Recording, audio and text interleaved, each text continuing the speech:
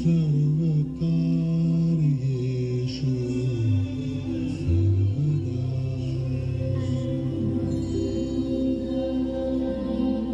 वक्रतुण्ड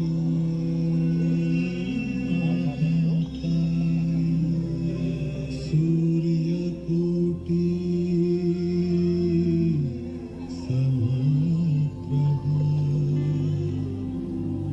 निर्विघ्नं कुरु मे देव सर्वकार्येषु सर्वदा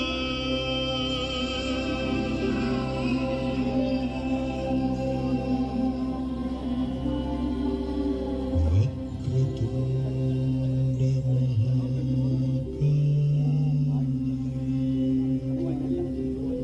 मैं हूं खजुराहो के शिल्पकार की आत्मा। मैंने उस स्वर्णिम युग में जन्म लिया जिसमें राजसिक संरक्षण एवं उत्तम कला एक ऐसे गठबंधन में बन गए कि वास्तुशिल्प जा पहुंची अपनी चरम सीमा पर। मेरे अस्तित्व के रोम रोम में व्याप्त हैं उन महान शिल्पकारों की शिल्प साधना जिनके वंशजों ने अपना समस्त जीवन इस कला को समर्पित कर दिया। चंदेल राजाओं द्वारा निमंत्रित भारतवर्ष के कोने कोने से आए थे हम सभी कलाकार, जिन्होंने इन अद्भुत देवालयों की रचना की।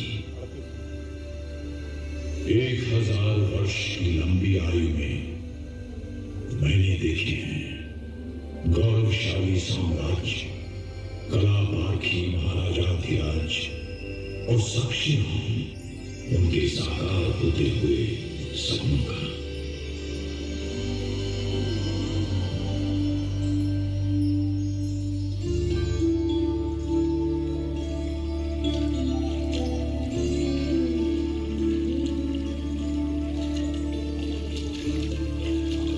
काशी के निकट ग्रीष्म ऋतु की एक चांदनी रात में इस प्रसंग का आरंभ हुआ था, जब एक अपूर्व सुंदरी हेमवती कमल के फूलों के बीच सरोवर में स्नान कर रही थी। वो सुंदर थी, इतनी सुंदर कि स्वयं रात्रि के देवता चंद्रमा उस पर मोहित हो गए। पृथ्वी पर उतरकर उन्होंने उसके साथ संभोग किया और जब उषा की पहली किरणों से आकाश में लाली छाने लगी तो अनमना सा चांद अपने आकाश परिवेश को लौटने पर लाचार हो गया।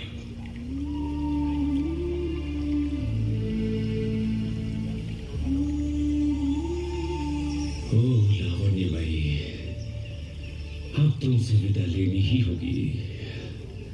प्राणनाथ, आपसे बिछड़कर मैं जीऊंगी कैसे? प्रिय, तुम एक पुत्र को जन्म दोगी जो बनेगा एक प्रतापी सम्राट और स्थापना करेगा महान चंद्रवंशी चंदेल साम्राज्य की।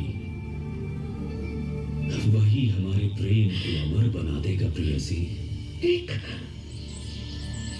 पुत्र। मैं संसार को क्या मुंह दिखाऊंगी? ये कलंक कैसे झेलूंगी?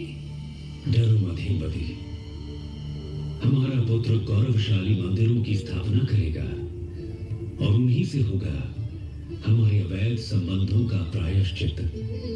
परंतु तुम्हें खजुराहो प्रस्थान करना होगा।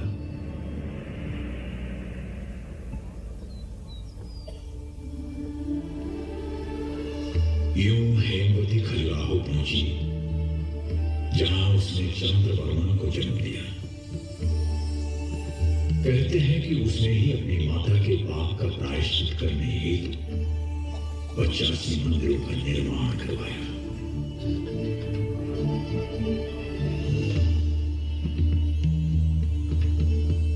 परंतु इतिहास का कुछ और ही कहना है। उसकी धारणा है कि इन अद्भुत मंदिरों का निर्माण 10वीं और 12वीं शताब्दी के मध्य चंदेल राजाओं द्वारा हुआ। उत्तर भारतीय प्रतिहार राज्य के विधायक चंदेल शक्तिशाली होते जा रहे थे। चंदेल वंशी प्रतिहार राजाओं के नाम पर निरंतर तलवार खींचते और खजुराहो की पहाड़ियां अक्सर सेना के डंकों और तुरहियों के शोर से गूंज उठी। सन 940 चंदेल राजा यशोवर्मन ने कलिंजर के अजय दुर्ग पर हमला किया, जो मध्य भारत का सैन्य द्वार था।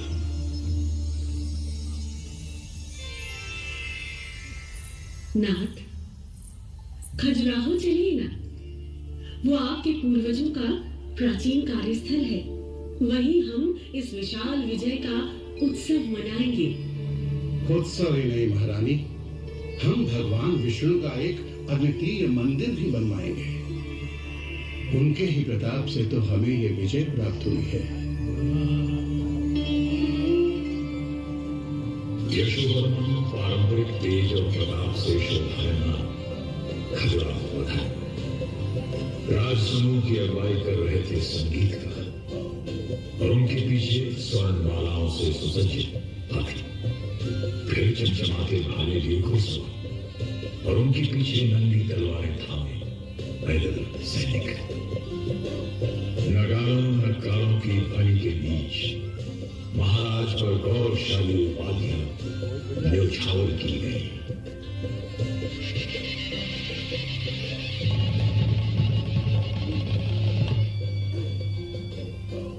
महाराजाधिराज कलिंजराधिपति महाराज यशोवर्मन पधार रहे हैं।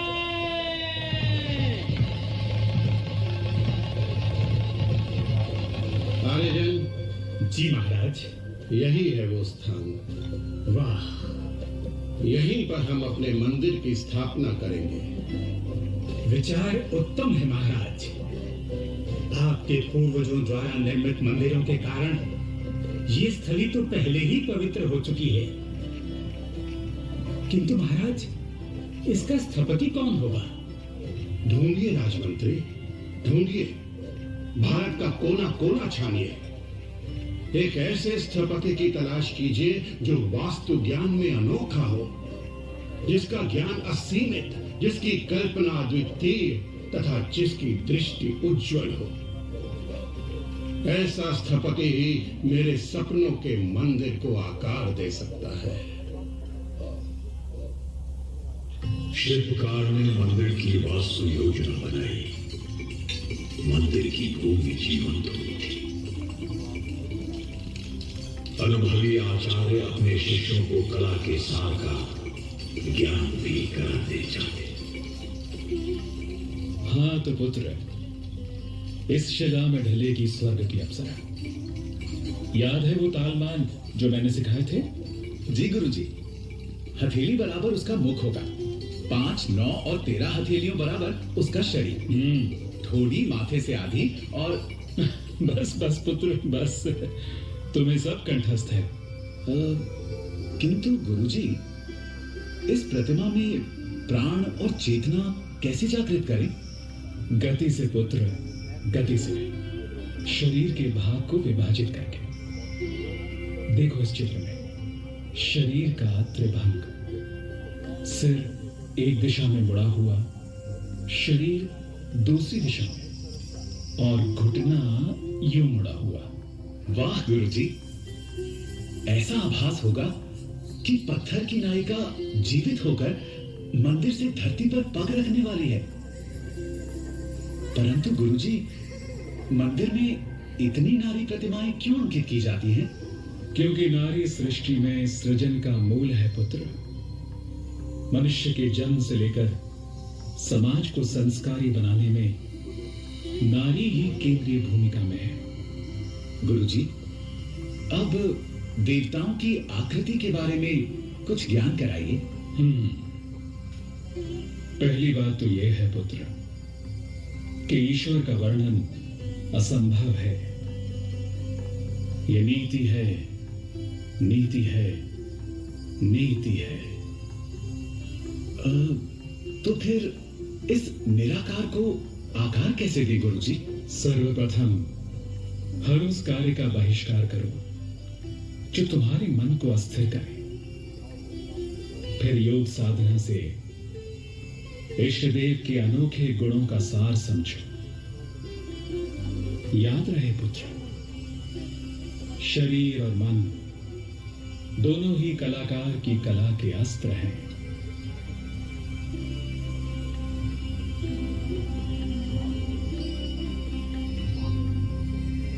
यशोवर्मन मंदिर निर्माण की प्रगति परखने प्राय यहां आते।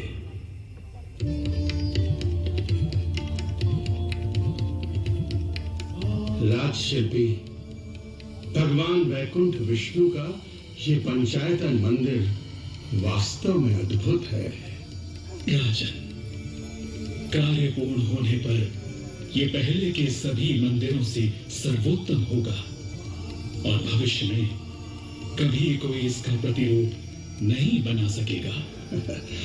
राजशिल्पी, हमने आपसे विशाल निर्माण का आग्रह तो किया था, किंतु ये तो हमारी कल्पना से भी अधिक भव्य है। परंतु मंदिर के सामने एक तालाब अवश्य होना चाहिए, जहां भक्तगण ईश्वर दर्शन से पहले स्नान कर सकें। हम उस तालाब को नाम देंगे सागर। यशोवर्मन के पुत्र धर्मदेव के शासनकाल में चंदेलाओं की शक्ति उत्तरी भारत में चरम शिखर पर पहुंच गई। युद्ध में प्राप्त संपत्ति और पराजित प्रांतों से लिया गया कर राजधानी पर बरसने लगा। इसी वैभव की कीर्ति फैलाने राजा धर्मदेव ने बनवाया भगवान शिव को समर्पित विश्वनाथ मंदिर।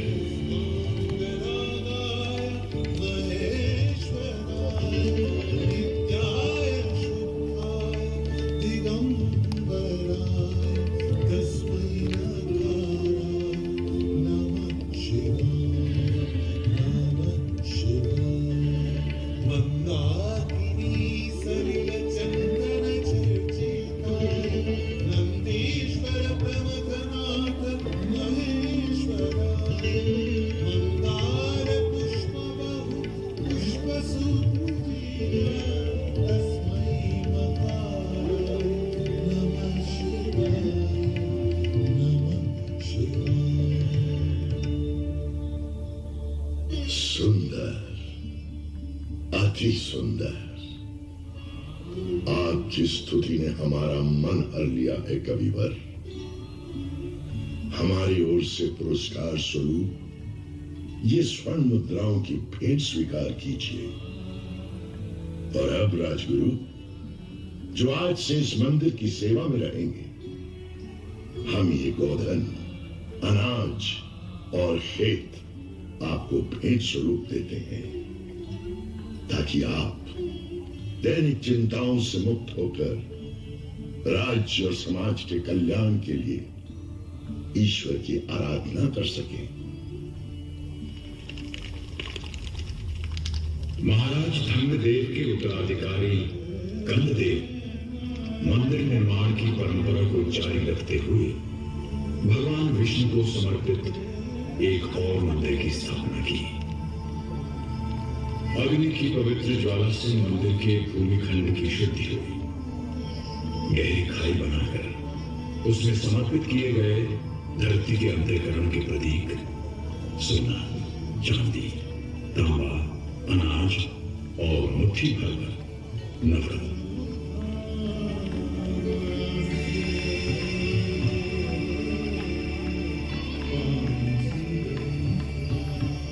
दीपक की झिलमिलाती लौ का प्रकाश धूप की भी सुगंध में घुलकर गर्भगृह को अलौकिक बना रहा था।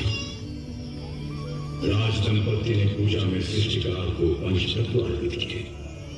पंच नदियों का पवित्र जल, पृथ्वी की धरोहर पुष्प और फल, वायु से वातावरण को सुगंधमय बनाती धूप, आरती की पावक ज्वाला और गगन में गूंजते घंटियों के स्वर।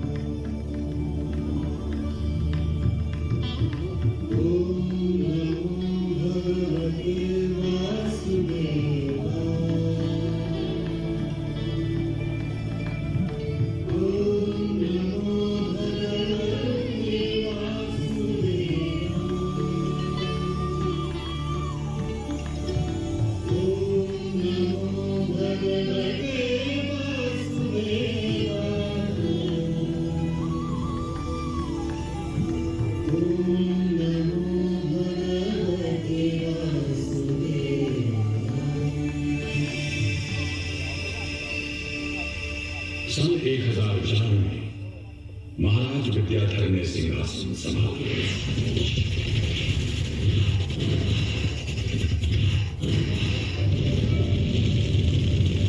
सोने की चिड़िया कहलाने वाले भारत की अपार संपत्ति पर ललचाए अफगानी आक्रमणकारी महमूद गजनी ने सन 1019 में भारत की सीमा में प्रवेश किया।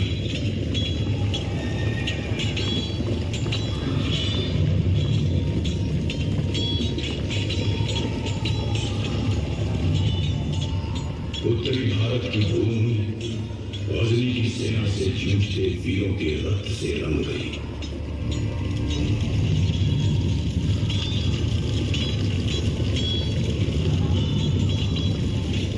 राजा विद्याधर को भी आस्थाई के आगे होने का समाचार मिला।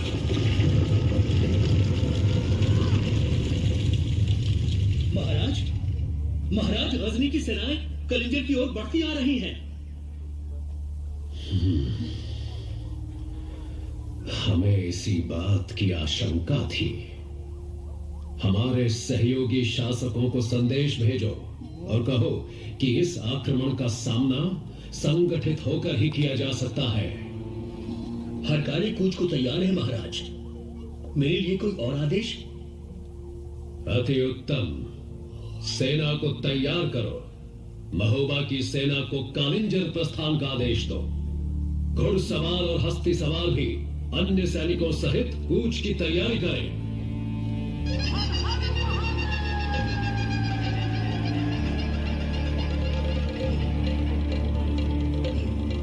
राजा विद्याधर और उनके सहायकों ने एक विराट सेना जुटाई।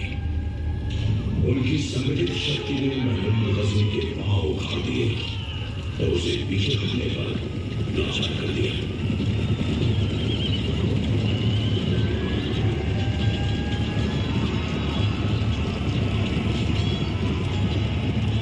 महमूद गजनी लौटा 3 वर्ष बाद।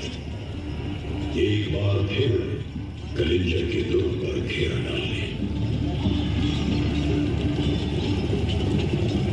दिन और मास बीतते गए, परंतु गजनी की सेना दुर्ग की दृढ़ सुरक्षा न तोड़ पाई। अंततः एक सम्मानपूर्वक समझौता हुआ। गजनी के सैनिकों ने दुर्ग से घेरा उठा लिया, विद्याधर से परास्त होकर।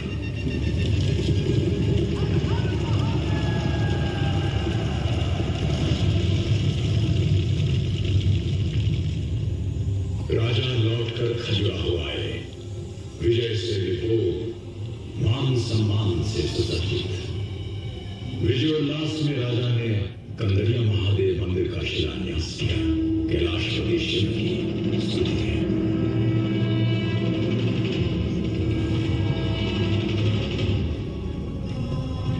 राज्य के स्थपतियों ने यहाँ के पूर्व रचित मंदिरों का गहरा अध्ययन किया।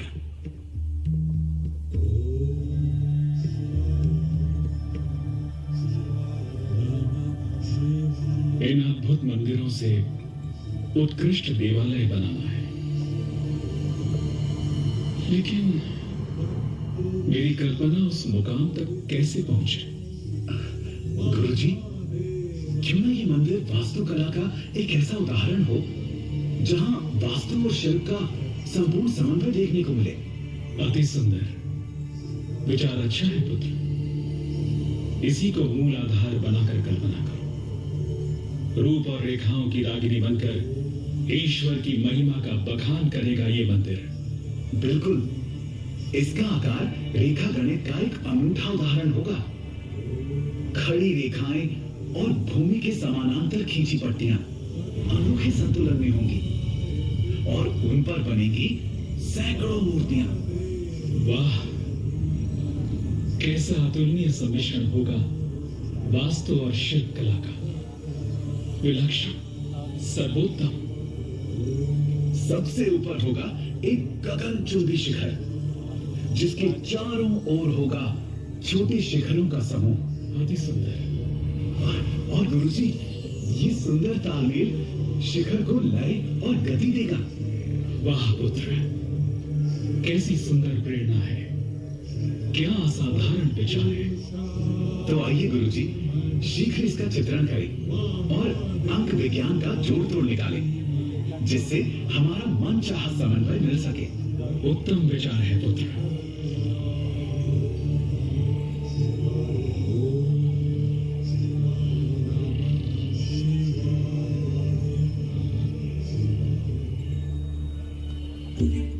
संरचना आरंभ हुई और धीरे धीरे एक शिला पर दूसरी शिला धरते धरते मंदिर का रूप उजागर होने लगा। चोटी तक पहुंचने के लिए एक विशाल ढलान का निर्माण हुआ, जिसके माध्यम से शिलाखंड अपने निश्चित स्थान पर विराजमान किए गए। मंदिर की अंतिम शिला रखने का समय आ गया है। रस्सियां बन गई हैं, खींचो ऊपर। अरे खींचो भाइयों, पूरे बल से। ओह, ये तो बहुत भारी है। मेरी तो मांसपेशियां उतर गई हैं। धैर्य रखो मित्रों, धैर्य। याद रहे, ये ईश्वर की सेवा है। सेवा, समझ गए ना? लो, पहुंच गए। अब इसे शिखर पर चढ़ दो। संभाल के गिर गया तो हम सब पिस जाएंगे। हो गया भाइयों, अंततः भगवान शिव की कंदरा जैसा दिखने वाले कंदारिया महादेव मंदिर का निर्माण पूरा हुआ।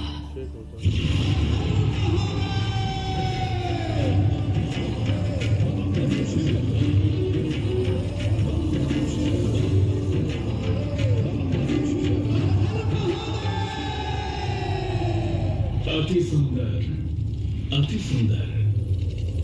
कंदारिया महादेव मंदिर पश्चिमी समूहों के मंदिरों में विशालतम है। कंदारिया का अर्थ होता है कंदर अरि, अर्थात काम को भस्म करने वाला। महादेव को समर्पित ये मंदिर लगभग 107 फुट ऊंचा है।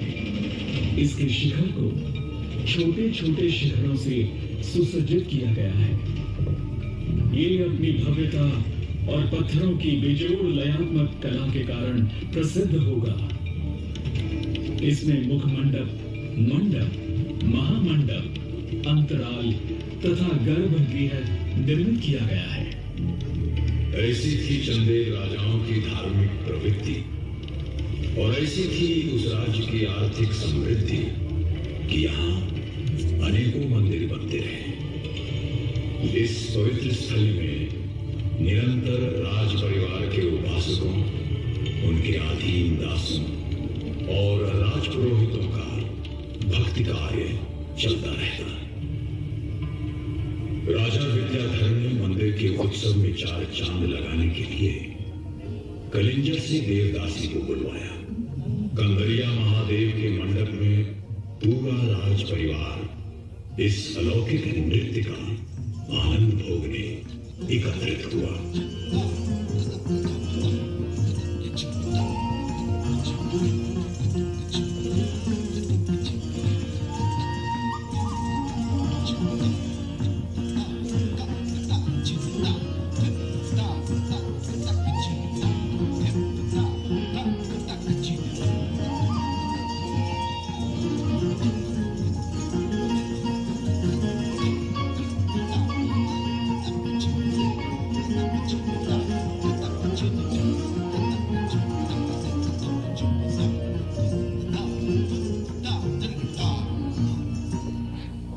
दिन के समय मंदिर के सजीव प्रांगण में हर ओर उपासना के स्वर गूंजते, किंतु प्रातःकाल यहां शांति का वास होता।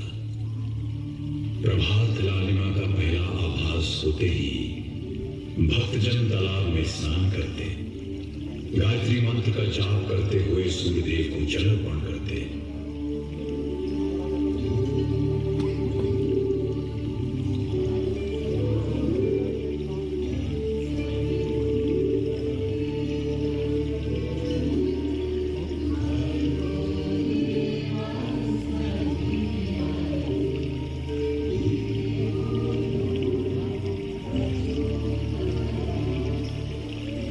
जब सामूहिक स्तुति स्वर चरम सीमा को पहुंचता है तो सूर्य की प्रथम किरणें मंदिर द्वार का आलिंगन करती।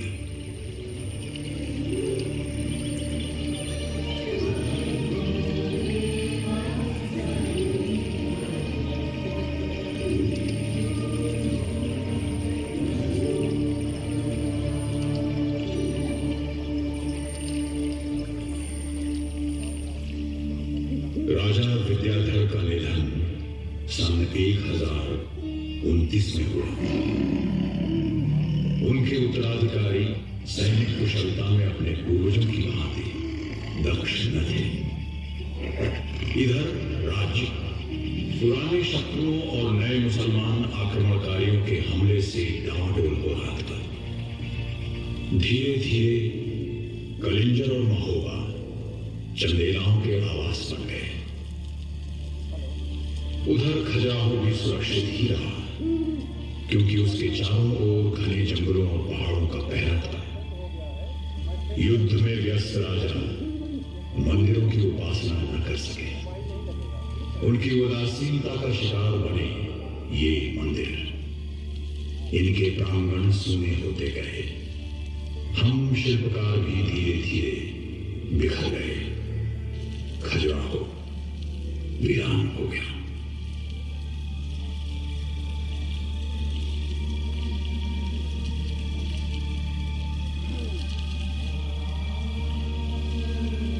योगियों की एक टोली ने मंदिर के प्रांगण में कुछ समय तक पड़ाव डाला। ये एक प्रसिद्ध चिकित्सक थे।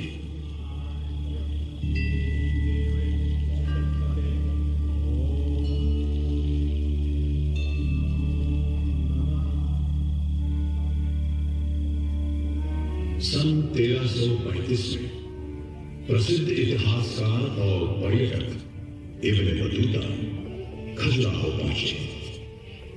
ये लक्ष्मण मंदिर की स्थापना से लगभग 400 वर्ष बाद की बात है।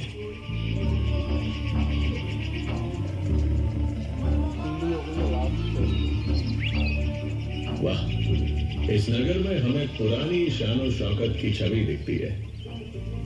अगर ये उस विधवा जैसा लग रहा है जिसके किसी ने जेवर उतार दिए हो। कभी ये वाकई खूबसूरत रहा होगा। लकड़ी के शानदार महल आज सूने पड़े। बस हवा की साएं साएं सुनाई देती है। मंदिर के अहाते भी उजाड़ है। महाशय, यहाँ कुछ योगी ठहरे हैं। इस इलाके में उनकी बड़ी शोहरत है। मैं तो कहूंगा आप उनसे जरूर मिले। बहुत खूब, मुझे उनके पास ले चलो।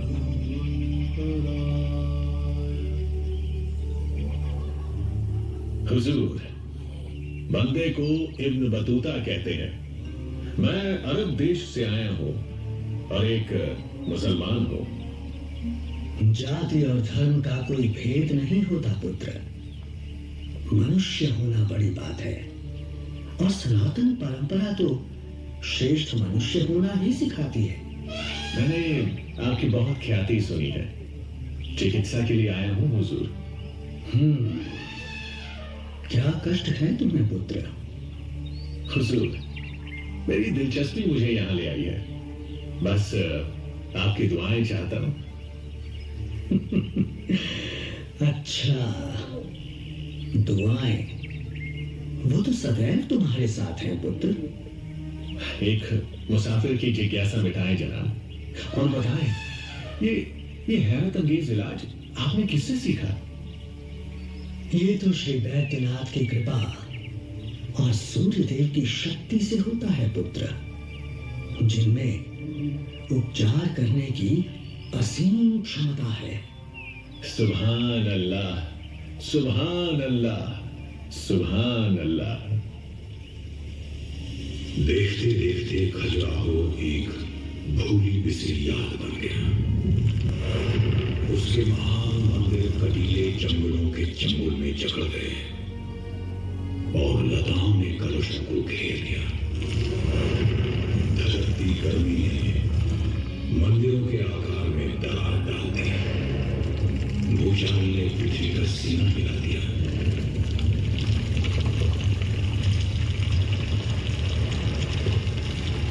शहर के चबूतरे टूटे और सदियों की धूल में सब कुछ सिमट गया।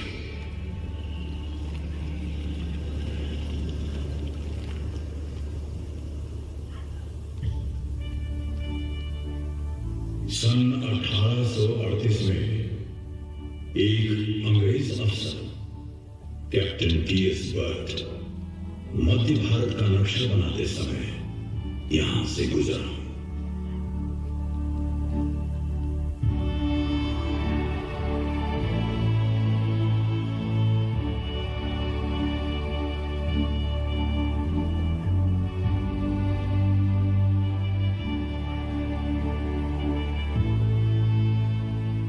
ओह माय गॉड, क्या गजब की मूर्तियां हैं।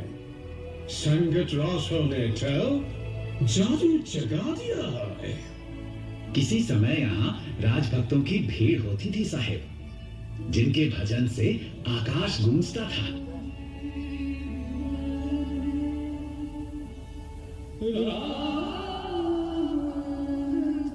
बर्ट आए और गए। विश्व के लिए खजुराहो का अस्तित्व एक विस्मृति बनकर रह गया। बस कुछ लोग निजी भक्ति भाव से यहाँ आते रहे और अपनी अपनी रुचि से भगवान को ढूंढते रहे। देवी जगदम्बे के मंदिर में दर्पण को देखती हुई मूर्ति के आगे एक हाथ रुक जाता।